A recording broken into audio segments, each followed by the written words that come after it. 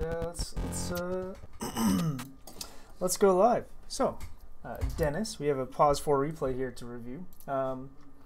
Let's just talk about your homework that I assigned you last time. It was a long time ago. Oh, where the fuck was it? Here it is. It's like 2 weeks ago. It said only play 4 heroes, right? Yep. Dominate the pull. And play behind your strongest core. And then I also wanted you to start thinking more about what objectives are going to be next for your team.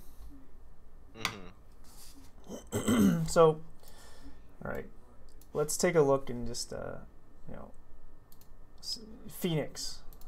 Do you play Phoenix often? Not really, but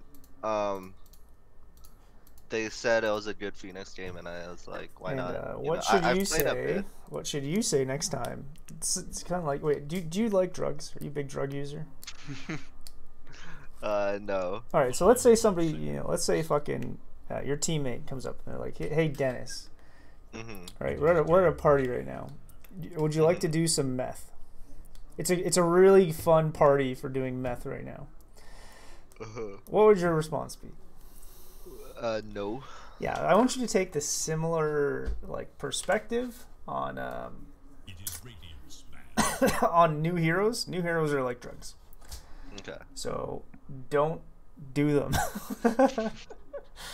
Like, I mean, I've played a bit of Phoenix, just not that much. okay, so right here they're like, it's a great Phoenix game. And then you're sitting here thinking like, okay, great, we have a Winter Wyvern who offers, you know, like no reliable CC except for her ultimate, and then you're like, oh, you know what? It's a great game to double down on having absolutely no short cooldown stuns. Bad idea. Okay. So what was your pause 4 that you agreed to play? Your 4 pause 4s you agreed to play at the beginning? Nyx Assassin. Yeah, that's in Hoodwink, the pool. Hoodwink, Hoodwink, Lena. that's in the pool. Lena's banned, so. What was the last one? Snapfire? Snapfire, yeah. There you go. Nice. Alright, so Snap is a pretty good Snap game. It's a pretty good Nyx game for ganking this Wind Ranger. So it's not so bad here. It's a pretty bad Phoenix game, but you know, you're not the drafter in this environment, so it's okay. You know, I am gonna guarantee that this replay is almost useless to look at because it's not one of the heroes you're, you know, good at. And so, like, you know, Phoenix is a really tricky hero to play. You're probably gonna miss all of your abilities. And you're probably just going to get behind, and Phoenix is something where you really have to, you can't be behind on Phoenix. You know, you have to be good at this hero to play it well at any level. Okay. The main reason I wanted to show you this was because, like, we do get ahead, and I was thinking about the other 3 things that we were talking about. I really like that deny. Like, that was a I think that's actually a tidbit, right? We did that in our past yeah. So they blocked the camp, or is that your ward? No, they nice. Anyway, this is a sweet job. Yeah. And fucking this dude up in the woods, that's actually awesome too. So yeah, maybe I'm wrong. Maybe you're a god tier Phoenix player. Yeah. It was just that after lane, like, I was paying attention to what, like, you said and those 3 things, but I was just not sure what to do because we win lane pretty hard. We push Phoenix, the Spectre out pretty early. Cool, dude. But then I'm not sure what to do because I feel like Viper could get the tower by himself, and then I'm not sure where I should be playing because I think Invoker wanted to stay in lane and farm too. So sure. So this is a great pull here. So you're definitely doing, like, you're really protecting this pull, and you are doing a great job of, like, you know, winning this lane. I would say you're definitely contributing to this lane state you know, winning this lane. So that's awesome to see. Your questions about, like, you know, where to play, that's kind of a draft issue. Like, you have absolutely no kill threat on anybody. Like, how are you guys gonna, like, so you basically have to just, like, sit behind, you know, Void when he is Chronosphere, and then, like, you know, participate in the gank that way. Or otherwise just literally sit behind Viper and cast Sunray on him. That's probably your best bet. So, like, this is just a bad game. It's a bad draft. Like, you can't do anything. And this is good. You guys are, like, you're definitely, like, pressuring this Spectre, which is awesome. And Viper is a pretty good counter to Spectre. Mostly because of the break. Yeah. So, like, right here. Okay, you're mid. You just died. Okay, you died to the tower? Yeah, Smart. I just killed myself. So, yeah, it sucks that you got low on at a catapult lane. That's just, you know, life sometimes. This is really funny. Yeah, just duking it out with wards. Oh, nice, dude. You even got the dealer. Oh, did he? Yeah. Nice, get the pull. Push and pull. Like, this is perfect. Like, the net worth of the Spectre is probably super low. Compared to your... I'm actually surprised he's doing so well. Yeah. Like, this early game felt really nice. I just can't tell why it felt so hard to win later on. That's the main issue. Yeah. For me. It's good. Probably because you guys can only fight every 160 seconds. So then, like, how many stuns does your team have? This guy has no stuns? I'm not going to call Supernova a stun. Yeah. Invoker has Cold Snap. This guy has Chronosphere. And Winter Wyvern has Curse. So, like, you know, Spectre has no stun. Oracle has a Root. One Ranger has this Shackle Shot. Leshrac has, you know, Split Earth with the Shard is fucking crazy. And Doom has, you know, a mini stun, and he has Stomp. So, like, you're playing against a skirmish team, and this Wind Ranger is also like a pickoff. Oh, this is sorry, cool. Is he standing or is he just in the league? Oh, he's paused 4. Okay. Oh no, he's in the league. Cool. The Wind Ranger. So yeah, like, this is fine, right? You got the chrono. Like, you know, I'd probably max Sunray here because you're basically just looking to, like, stand really far behind somebody and maybe counter if they get doomed. But you should be playing, like, your draft is, like, super passive. Also, this is really cool. Almost a triple stack. Your draft is just so passive. So, like, it's really going to be hard to, like, you know, do anything. So, let's go back to the homework.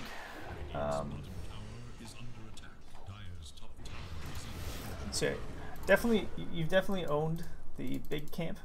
You know, like, you own the jungle if you're stronger. And now we're talking about, you know, playing behind your strongest core and focusing on the optimal objective.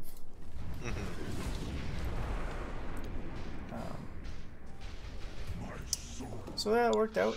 You killed the #1 net worth guy, and, like, your core is fucking killing it. Like, is the safe line where I should be right now, or is there somewhere else? Well, what are the priorities in terms of objectives? Mid lane's probably the biggest, like, the next tower that we should be looking at. 100%. But securing, like, farm for our Void is also important, and I think we could still defend this tower because we're still stronger.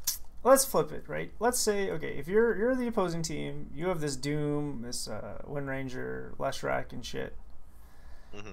Let's look at their perspective for a second here, right?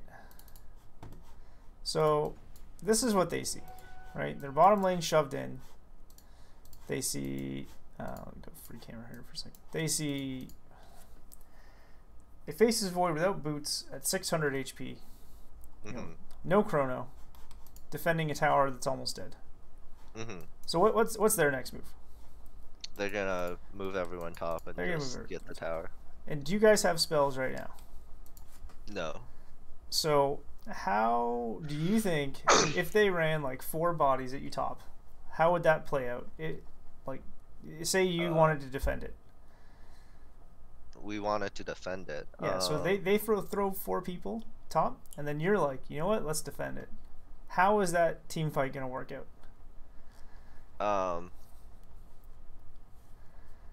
I think we might still be able to defend it, but it just wouldn't be worth it, because then we're losing a bunch of space everywhere else. Because we'd have to send everyone to defend I'm purely talking about, like, you know, they have, you know, probably Doom soon. You know, they have Leshrac. They may have Focus Fire, and they probably have Oracle, right? So they have their ults up.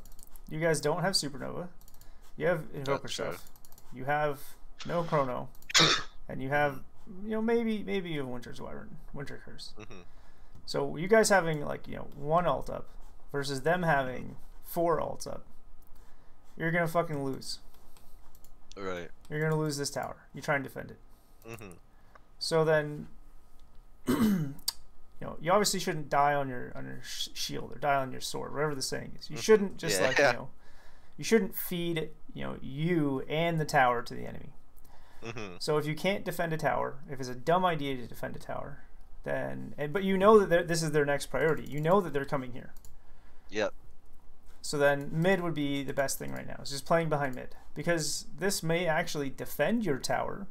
You know, you're making the opponent make a choice. You're making them say, do they pressure this tower, or do they, you know, do they defend? And maybe you end up saving this tower by attacking here. But because you guys don't have your cooldowns, you fucking get the fuck out of there. Right. Your Void should not be in this lane right now. This is a grief. This is a big grief that your Void is here. Your Void, as soon as they got Mask of Madness, should have said, alright, I'm happy with the lane. I got enough out of the lane. Let's fucking leave. Let's go and fucking do all these jungle, all this stacking that my, you know, amazing pause 4 has been doing. You know, let's make use of that. So he should be out this fucking lane. Viper should be defending this lane, or like Winter Wyvern to get levels, or you to get levels. Like, maybe you're gonna die though if you do that. You're just gonna die. If you're like a god tier player, you know, maybe you can juke and live and it'll be fun. But like, this catapult's gonna, like, you know, you can't destroy this catapult without your team dying. So I assume that these people.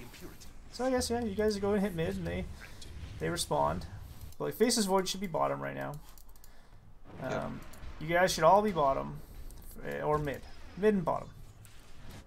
So this is a good play. I like this play. Coming here, Bible Man's making a good play. This is sick. Kick this guy off his farm. You're like, fuck you. Right? Yeah. Nice. This is perfect. This is what I want to see. You guys smacking this lane, and then Winter Wyvern up here. This is good. This is a good play now. Maybe should have happened like a minute ago, but it's fine.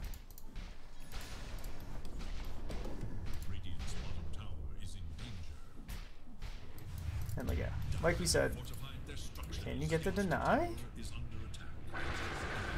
Oh, we can get the kill though. Oh, and we die. Yeah. So Faceless Void should have been farming this, but you know that's gonna come. It's not your fault. You know. Hopefully you guys can kill it. Oh. Nice. Yeah. Yeah, it's falling apart now. And like, this tower should have been pressured, or, you know, Faceless Void should have been farming like Ancients and stuff. And Faceless Void can't clear stacks, so it's probably your Viper who can clear them.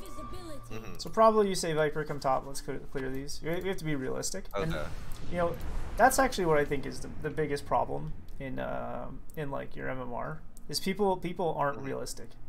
They know what's gonna happen. Like, you can make judgment calls. Really, like, if you look at the replay and you break it down, like, I guarantee, like, you know, a 5K, 6K, and in your MMR, you guys know how things are gonna happen. The only thing is when you're looking at it in the game, you're thinking, you know, I bet if I attack this guy, I'm gonna get 6 bashes, and then he'll die. Like, that's how Dota looks like to me when I watch these games. Is like, like this guy you know, Series makes you go make a play. It's like, is this likely gonna happen? Probably not. You know, and so one of the things that I think just like, and this is such a hard concept to do, which is like, you know, how do I coach you to be realistic with like Dota? You know, like. Let's go over here when you're stacking this stuff, right? I'm not sure if you stack it again, but like. So when you're stacking this, do you realistically think that Faceless Void can farm all this without Maelstrom? No, but that's why I try to stay beside him so I could like help him out. So like, what's more realistic is that Viper or Invoker can farm it, right? Okay. It's like, oh yeah, this is like, it's really good what you're doing. Like, you should be calling this Viper with travels up here and like fucking take this shit. Like, that would be great. And like, and same thing with Faceless Void over here, right? Like, for some reason, without Chrono, if I were to tell you right now, yeah, like, look at the game state right now. I'm not sure if we see Oracle. Like, Faceless Void, right? We say, let's be. Oh, wait, we do see the Oracle. We see him, right? So if I tell this Faceless Void right now, pause the game, and say, you just saw the Oracle, you see the Doom. It's 4 people against 2. Yeah. Like, get the fuck back. Yeah. But he thinks you know what, this guy's not gonna use his skills on me, and I'm gonna come in and get a first hit bash, and I'm gonna fucking own it. Right. For sure, right? Because like if any MMR would be like, yeah, this is a bad play. Right. And he's dead. Right? And then yeah. And then let's go to you, and you're probably thinking like, okay, I don't even have level 6 yet. Yeah, even here, right? Like, yeah. Oh, they're invading. Yeah, we could probably get this farm before we, you know, before they kill us. Before they get to the camp, we can do it. Yeah. You know, yeah. Like, now they're just feeding. They're like so much gold and shit. So it's just about being realistic. It's about accepting that you can't always get a W in Dota. Like, you have to be really opportunistic in the way that you play Dota. Like, you can't just force everything.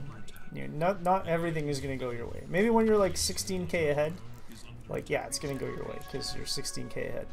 But in this situation, no. And like, yeah, we can kind of see the game is starting to fall apart right now, right? And the game is falling apart right now. Like, you should be in a bigger lead than this. Like, you shouldn't have a network disadvantage. Yeah. True. So this is the start. This is the beginning and the end, from what I can see. And the reason being is because your team is not coordinating. They're not playing around this style of draft. Like, you're basically playing like a Chinese style Dota. Did you watch the major much?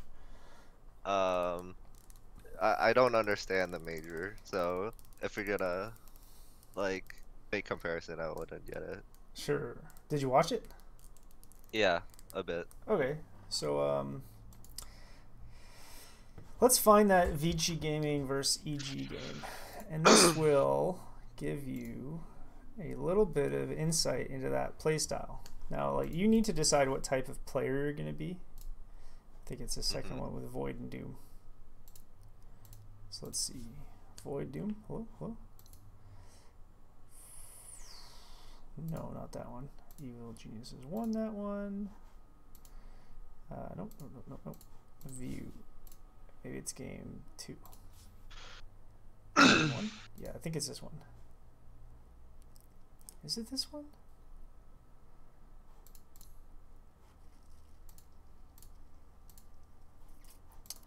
Okay, what am I thinking about, man? Oh, it was this one. It was this one. Okay. So, like, I just want you to look at the way that Vici Gaming plays here. And okay. We're going to go pretty late into the draft, into the game. We're going to go like 40 minutes in. And like, this is the way that you guys should have been playing your draft from, like, you know, minute, you know, like whenever you guys hit level 6, because that's your timing with, you know, Faces Void. Your strength is team fighting, and your strength is, you know, playing with your ultimates. And you guys weren't doing that. You were basically didn't alter your playstyle depending on the drafts. Okay. And like this is not like a you thing. This is a team thing. Mm-hmm. But I guess this is just going to give you some insight into like, you know, when you're playing Dota, you have to like, you know, you have to play. Like I guess there's the 3 styles. There's split push, there's skirmish, and there's team fight. Are you aware of that triangle? No, not really. Sure. Yeah. So those are like the 3 conceptual drafts you can make. Like, you can make a team that's really good at like low cooldown, like, you know, I'm just gonna run at you. I'm a Tusk, or I'm a Puck, or, you know, like a Timber Saw, or stuff like that. No, like no cooldowns, right? So they're good heroes, but then they're gonna get countered by a team with a whole bunch of team fight. So if you run at me, I'm just gonna press my big ultimates. And this is essentially what this team is, right? They have their longest cooldown. It was meta, which is 155 seconds. Lion ult eventually goes into 40, so I won't count it. But for the most part, let's watch Vici Gaming and the way that they play this game after this point. So we're just going to watch the Void, you know, the person who should be on the map the most. This is at 30 minutes, right? They're just in their base. Because, like, these guys always have to be 5. They like always have to be 5 because of their draft. If they're 2, they're just gonna like, you know, like they're just gonna lose. So they come out, they use their EG tries to come high ground or something, and then they use their ultimates, and then they kill them. And like these guys have been in their base since like, you know, minute 10 or something. Or not 10, but like for 10 minutes they've basically been in their base. But their team fight is so strong, when they're 5 and their ults are up, they're able to fucking like destroy people. But they're playing scared the entire time. Like I'm gonna leave this on like, you know, 16 times, and like they're only gonna come out of their base. They're only like look at that. They're just all 5. I don't know if we can see anything, but they're literally. I'm looking at the mini map more than I am anything else. Like they're literally just like playing together constantly. Yep. And like this is how when you play a team fight draft, you have to play to your strengths. This team has Chrono up, so they, like, you know, they're just gonna play around Chrono. They're just gonna walk around, and even though they're down like, you know, 10k, they're not trying to shove lanes because they can't. They're gonna get destroyed by this Puck, by this Lion, and then TV's gonna farm the entire map. It's gonna be awful. As soon as one person comes back, they all have to come back because as soon as they're fragmented, they're gonna lose. This Doom got a little bit greedy, but like they're giving up Roche, they're not trying to contest it, they're just saying the only chance you have of this game is if the opponents go high ground. And let's wait for that high ground. I actually don't even think EG even tries. I think EG farms the entire map for an entire Aegis, looking to get more farm over time. They're not doing it terribly well. It's only a 1k lead since Aegis. And VG isn't doing shit. Like, literally nothing. This is like, that was a whole 6 minutes where they just sat in their base. So I think this is a very common, like, Chinese Dota strategy. Like, I don't think they play split push. It's not meta for them. They don't play skirmish lineups. They play death ball lineups. So there they go. They smoke. They get some vision up. They see Timber Saw. You know, they're feeling good. Aren't they gonna lose later on though, because GG's just getting way more farm than GG, and they're just gonna slowly get outscaled? Yeah, 100%. But that's their only option. Their only option is to, like, you know, they have a team fight draft, so they have to play like this. So here, look, EG comes up. They're 36k behind. You know, like. They haven't used Chrono in fucking like forever. But when you pick, like, you know, Winter Wyvern and Faceless Void, like, this is how, and Doom and shit, like, this is how your team is gonna play. Now they're fucking 8k behind. But anyways, so this is like, they played that draft well. You know, they just got outplayed by EG. And you guys are not playing your draft well. When you have a team that's comprised of like a shitload of fucking ultimates, you just need to, you know, play with your team and play with your ultimates and run away when you don't have those ultimates. So you take this bot tower. Your next objective is going to be mid, but you are literally saying, I'm not going to do anything until Chrono's up. Like, maybe your Invoker can get like solo kills around the map. That might be your saving grace because he's going this, you know, Quas Wex build. Yep. But like, you know, you're just thinking, okay, you know, Chrono's up, let's smoke. Chrono's up, let's smoke. That's the only thing you're thinking in this game. Okay. Like, there we go. Chrono's up. Let's go mid. This is good. This is a good play, right? You see them bottom. You push this tower. You know, you're looking for fights. Yep. And faces for TB's bottom, so you guys all need to go bottom. And you guys are strong right now because you have this Chrono. I mean, this Mask of Madness might fuck you over. Well, you guys got to see here. This is like, you know, we're fragmented now, right? You're top. Winter Wyvern's here. You got 3 guys pushing this tower. Yep. So a pretty good rule of thumb that I've recently learned is when you are ahead, you defend, and when you're behind, you like split push. Yep.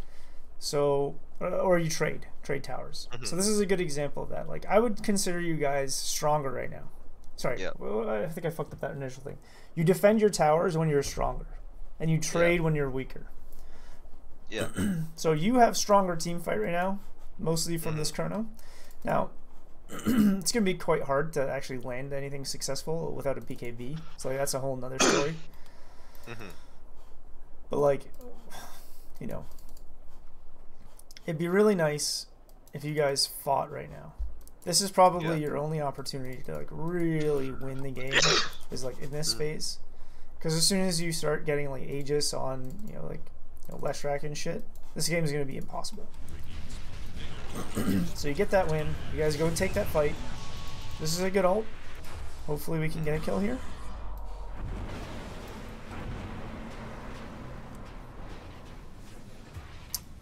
Good enough. But you're yeah, so whatever. Yeah. And this is just gonna be like the individual skill and stuff of these teams.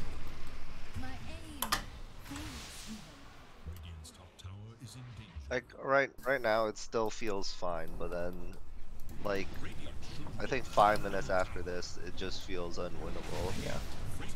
And you're not, it's just because you're not using the only like the only way that you can win this game is by having a big team fight and like, you know, like literally 5-man wiping, because you're gonna get out farmed by this team who can, like, you know, you can't split the map. You're against a Wind Ranger who's always going to find you and kill you. You're with a Doom, and if you're alone, he's always going to find you and kill you. And you're with this Leshrac who pretty much, like, it does represents pretty good solo kill potential as well. And then on top of that, anytime that you have, like, you know, a 3v3 fight or something like that, like if you're farming and you're sitting behind, you know, your Viper who's pushing, Spectre's gonna, you know, like, he's gonna be constantly farming the safest part of the map, and then he's gonna press his ult and he's gonna kill your team. So you're not going to win by out farming this team. Like, they are inevitably going to pick you off if you are trying to scale and do better at farming. So this is kind of that like split push versus ganking versus team fight sort of like concept. So you guys picked a team fight draft. So like, you have to walk at towers and find smokes and get 5-man kills. And if you don't do that, you guys are going to try and play normal Dota where you farm the map, and then this ganking team with low cooldowns that can just run at you is going to fucking like show up out of the woods, shackle shot your 2 people, and then kill you. I mean, I'm not sure if this happens here, but like, it'd be nice if Wind Ranger had a blink or something. So yeah, here we go. It's just a support Wind Ranger, so yeah. This Oracle's doing work too. Oh, maybe kill him. No, don't kill this Spectre. Yeah, that's a perfect example of what I was saying. Yeah. And you accidentally used Supernova over here. Oh yeah. Whatever, not a big deal. So let's hope you can get some kills. This would be good, you know? Cool, 2 for 1, but losing your Void, maybe not worth. And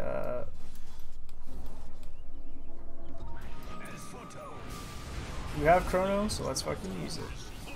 Now might be a good time to Roche. Because Aegis is something that might help you out a lot too, if you can get Aegis on your Faceless Void. You know, you can't attack this tower. This is something I've told your entire team so far. You can't attack this tower without Roche. Okay. So let's see. I've told that to you as well. Every coaching session, I think I've said that. So I've said it fucking like 20 times now. Can't attack this tower without Roche. I don't remember. I don't think any replay gets that far. I'll give you the benefit of the doubt. But I'm pretty sure I've said it a lot. Okay. We're a bit fractured right now, right? Yeah. Let's see if we can land a big Chrono. Nice. We throw some stuff in here. They catch me a Winter Wyvern. Yeah. Rotating, and then we weren't coordinated. Yeah, the game's over. So this is a problem with the draft, right? Like, your whole team needs to be able to pump damage into Chrono to kill a Spectre, you know, Oracle. So, like, if this Winter Wyvern is a Skywrath or Phoenix is like a Snapfire, like, you know, that changes the dynamic of, you know, maybe now you can play a little bit more pick off. And it's essentially just like, you know, you guys did snowball with your ultimates. So if you're playing a heavy ultimate draft, then you need to fucking use those ultimates. Like, that's your advantage. So I think there's, you know, I'm going to give you less tangible homework this time. Yeah. I think, you know, I think the homework, like, realistically, there's nothing that you did personally wrong. Like, you are a passive hero, and I think you actually played pretty good. Like, obviously, like, you know, fucking up the TP here and whatever, and, you know, not knowing necessarily, like, what to do in this game. It's mostly just because of, like, you know, like, team decisions and team dynamics. So I think the first mistake you made was not picking a hero that, you know, you're familiar with and comfortable with. You played well, which is fortunate, but, you know, like, you need to figure out how you're going to have the most impact on a game. And, you know, is Phoenix how you're going to have the most impact on the game? Probably not. Okay. The second thing is going to be, you know, being realistic. So, not overextending for kills, and also, like, helping your team and be like, get back, guys. There's no fucking way we can do this. And then the third thing is going to be when you have a team fight draft to, like, you know, only fight when you're stronger than the opponents, and that's essentially, you know, when you have your ultimates. So there's not much to say, but, you know, this is more of a strategic communication thing. Like, I like your stacking. I wish you would have, you know, called Viper to do it. Perhaps you're thinking that, like, you know, Dota is really, like, you need to have a lot of farm on your position 1. No, especially early game. Like, you guys can just put your Viper and put your Invoker and, like, you know, have them take these stacks. Then they'll get to their items faster, which means that your Faceless Void will have more space because the Invoker is going to be stronger, the Viper is going to be stronger. So that's another way of looking at it too. So right now you would say Viper should TP in top here. Yeah, Viper come clear these stacks, and then Faceless Void move to the Ancients, and then farm safely this way, and just do this until he's beefy. Right. Yeah. That would probably be the more optimal farming pattern for the Faceless Void. But that's not, like, again, that's not your decision to make, right? Like, this Faceless Void should fucking know that he can't clear these stacks. Like, he's a weak as fuck. Like, get the Viper in here. Like, if I'm this Faceless Void, I'm saying I'm not taking this. This is gonna take forever. Like, I'm gonna lose half my HP just, like, clearing these. It's gonna be really inefficient. I'd much rather have a Viper or Invoker who can, like, you know, summon his little fucker. Well, he can't. But yeah, I guess the Viper's the only, you know, person who can. He can just sit there and basically, you know, he'll kill them by getting attacked. Can I not, like, wouldn't he be able to do it if I help him with Fire Spirits though? Not really. Okay. Not really. Okay.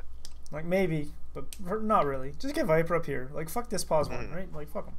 Yeah. Like, you're on your own. This guy needs to just get better at farming. Like, you know, like, and then, like, Faceless Void can't clear stacks, so maybe, like, it's all good. Like, you know, he has Mask of Madness. He can be clearing this, and, like, Faceless Void is really good at clearing, you know, like, this part of the map because there's a whole bunch of, like, cliffs and shit. And so, like, you know, we can even see they have a ward up here. Yeah. So like, they know there's a shitload of stacks. So like, yeah, you want this stuff cleared as fast as you possibly can. And like, it's gonna take him 2 minutes to clear these stacks, right? Yeah. In that same 2 minutes, this guy could have got like 2 ancient camps and then like some lane creeps and stuff. But whatever. That's not you. You know, like maybe you'll know that stuff when you're like 8K, like, you know, 6K or something. You'll know who should be farming what. That's not something you need to worry about right now. What you need to worry about is like, you know, not feeding, don't make these plays. And you should really be worried about the hero you're playing and making sure that you have like, you know, you're setting yourself up for success. That you are playing the hero that you're comfortable with and that you know how to have game impact on. Like if you were Nyx and you're fucking ganking this Leshrac and ganking this Wind Ranger, like, you know, this Wind Ranger is setting up for a power shot, you Carapace and then just slap her and she's dead. Right? Mana burn the fuck out of this dude because he has no mana. Like, you know, mana burn the fuck out of this guy because he has like 18 million intelligence. Like setting up kills and crushing this Oracle. Buying a Blink Dagger so you can initiate. Like, Nyx would have been a way better pick than this Phoenix. Okay. And like if you just set up like, you know, the 4 heroes that you're comfortable with and only play those heroes and don't play this like, you know, weird shit. Just be like, no Bible man, I'm only playing 4 fucking heroes. Okay. Or ping whoever's drafting. So yeah, like I think you played well. It's just a really hard draft to execute, and this is more of a team failure than a you failure. Yeah. And I hope does this make sense why the game kind of fell apart the way that it did? Yeah, but like I'm still like not sure how to apply it into my games because like I feel like everyone else is higher ranked than me or higher MMR. I also just don't have as much experience as them, so I'm not sure like when I could I just don't know how the team actually works. Because I remember a previous game where we had a Meepo versus a AM or a PL, and I thought we were gonna get outscaled, but like Ping's like, no, Meepo actually scales really well, and we don't have to worry. So then I just played back, and then it worked out. But cool. Like I just don't get some of these team comps. So in this game, what you can take is if you have a Faceless Void or like, you know, very team fight, like a lot of ultimate dependent heroes, you should only take fights when the ultimates are up. Okay. That's pretty much it. And you should be looking and smoking anytime those ultimates are up. So like in this game, you're gonna win by hitting Chronosphere on like 2-3 heroes, you know, by, you know, throwing some Fire Spirits, by, you know, Sun Ring, and then, you know, Supernova at the end of the Chrono or whatever. And that's pretty much it. So if you guys just play as 5, you kill 2 people really quickly. You know, now it's a 3v5 or something. The only chance the enemy team has is buybacks, and then you run the fuck away because they just, you know, like threw away $6,000 of gold. So when you're playing a heavy ultimate team fight, it's just the rule of thumb is only fight when your cooldowns are up. Because if you remember that Vici Gaming game, they didn't try and do anything until it was like a 5v5. Right, so I should be smoking with the Faceless Void and like anyone else who's close? Your whole team should be smoking with the Faceless Void. Okay. So like, you know, one way to think about it is wherever this Faceless Void is going to farm, you know, so where is this Faceless Void? Let's say, you know, let's say you're not here. Let's say you're with the team. Where is this Faceless Void going to farm? Where do you think he's going to end up? The enemy jungle. Yeah, enemy jungle, right? So you can smoke as 4, like you can all TP here, smoke as 4, and then go into the jungle and meet up with him. So one tip you can do is smoke towards your carry, smoke towards your team fight. Or you can tell him, you know, TP, we know where the Spectre is, we're just going to TP mid, smoke, and kill him. That's it. Pretty easy. Or if your cooldowns are up and they're pushing a tower, then you're like, alright, let's fuck them up. Okay. Yep. So what about the other? You said there's like the triangle, whatever. What do you do in the other 2 like playstyles? Like, what are your goals and what do you look for? So, you know, there's a split push. Like there's a split push, which is just you're ratting, right? So a ratting team is going to be, let's go and watch maybe some. I think EG plays this a lot. That's probably a bad example. Let's try and see this. They went with a MP.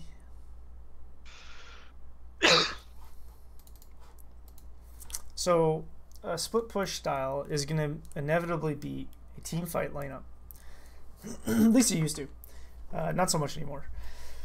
So if you pick heroes that just shove lanes and are really mobile and really hard to kind of like tie down, like Puck and Nature's Prophet and Anti-Mage and that sort of stuff, like IO, those teams are going to threaten your towers, going to threaten your objectives. And because they're high mobility, they have the ability, they can like relocate or very quickly pick somebody off. So that is typically a strategy that beats a team fight lineup, because a team fight lineup is going to group up and push down one lane at a time. They're weaker if they're two separate cores or two separate groups. So the split push team is just going to shove waves, and then it's going to accumulate farm. They're going to eventually get Roshan maybe, because they're going to shove all the lanes, and then you're going to go be in your base defending them, so they'll go Rosh. Or they get a pick off because one of you fuckers is pushing out a lane or something, right? So then the counter to that strategy is ganking, and like heroes like Wind Ranger and Puck is another good example. Puck kind of fits all three playstyles, but gankers, Nyx Assassin and Ricky and Bounty Hunter and shit, right? They're gonna sit behind, like by a creep wave. They're gonna see that, okay, look, you're fucking split pushing, and they're gonna have vision on you, and they're gonna be able to kill you, especially Wind Ranger solo, right? So like Terrorblade is a really good split pushing hero. So like he's just gonna shove lanes, and he's gonna shove lanes safely. And then if you ignore him, he's one of the carries who has this ability to just like smack your tower with Metamorphosis. So, but a counter to this would be like a Wind Ranger or a Nyx or something coming in and like following him, and then maybe a +1 and ganking him. But the counter to that ganking squad is the team fight play, which is what you had. Yeah. So if you have a gank squad, they want to roam as like two, or they want to roam as individuals, and you as a group of 5 want to stay together. So you're inevitably just going to have more numbers and better skills to be able to fight them.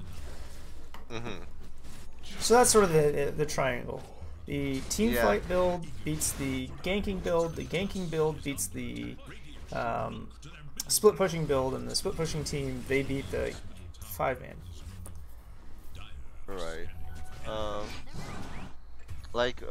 What does this team do early though? Because I don't like I assume you don't like a split pushing team. Like Sure. you can't split push right away. So do you also look for smoke plays with all 5? Like no, right? Well, let's see.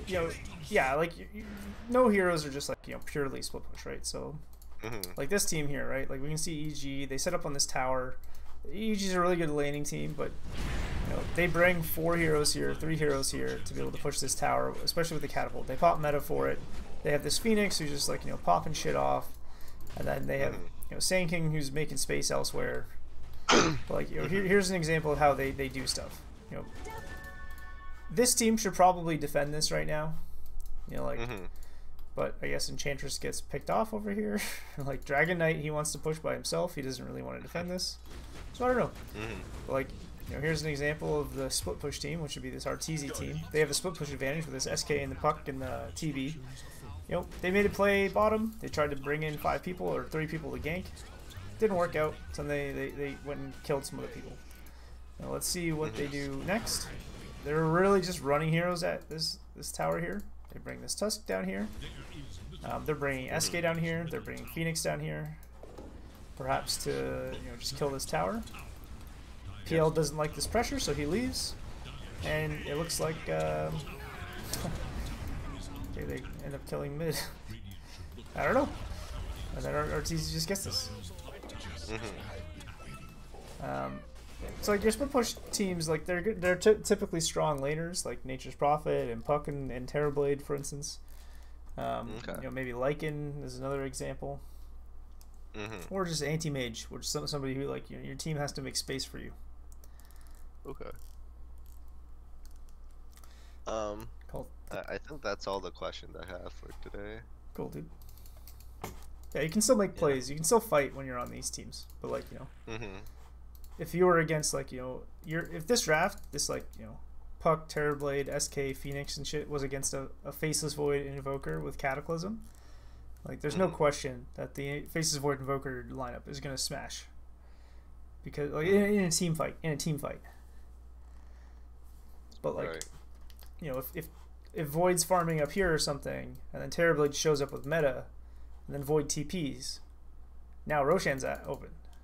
So now this split push team can just go take Roshan, and this will be Aegis and buyback are the counter to a team fight.